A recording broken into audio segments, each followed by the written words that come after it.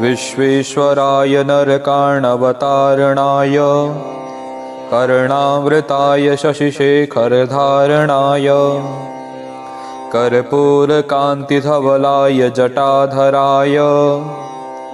दारिद्र्यदुःखदहनाय नमः शिवाय गौरीप्रियाय रजनीशकलाधराय कालान्तकाय भुजगाधिपकङ्कणाय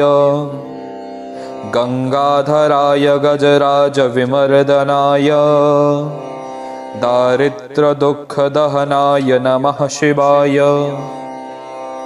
भक्तिप्रियाय भवरोगभयापहाय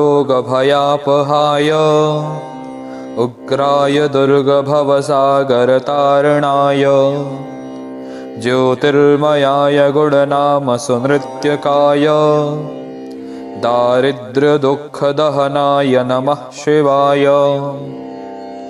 चर्माम्बराय शवभस्मविलेपनाय भालिक्षणाय मणिकुण्डलमण्डिताय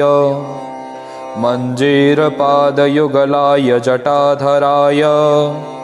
दारिद्र्यदुःखदहनाय नमः शिवाय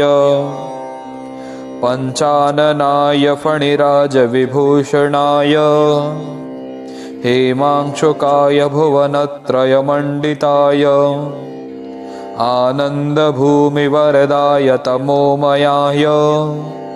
दारिद्र्यदुःखदहनाय नमः शिवाय भानुप्रियाय भवसागरतारणाय कालान्तकाय कमलासनपूजिताय नेत्रत्रयाय शुभलक्षणलक्षिताय दारिद्र्यदुःखदहनाय नमः शिवाय रामप्रियाय रघुनाथवरप्रदाय नागप्रियाय नरकार्णवतारणाय पुण्येषु पुण्यभरिताय सुरार्चिताय दारिद्र्यदुःखदहनाय नमः शिवाय मुक्तेश्वराय फलदाय गणेश्वराय गीतप्रियाय वृषभेश्वरवाहनाय मातङ्गचर्मवसनाय महेश्वराय दारिद्र्यदुःखदहनाय नमः शिवाय वसिष्ठेन कृतं स्तोत्रं सर्वरोगनिवारणं सर्वसम्पत्करं शीघ्रं पुत्रपौत्रादिवर्धनं त्रिसन्ध्यं यः पठेन्नित्यं स हि स्वर्गमवाप्नुयात् इति श्रीवसिष्ठविरचितं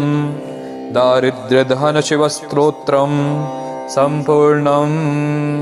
श्रीशाम्ब सदाशिवार्पणमस्तु।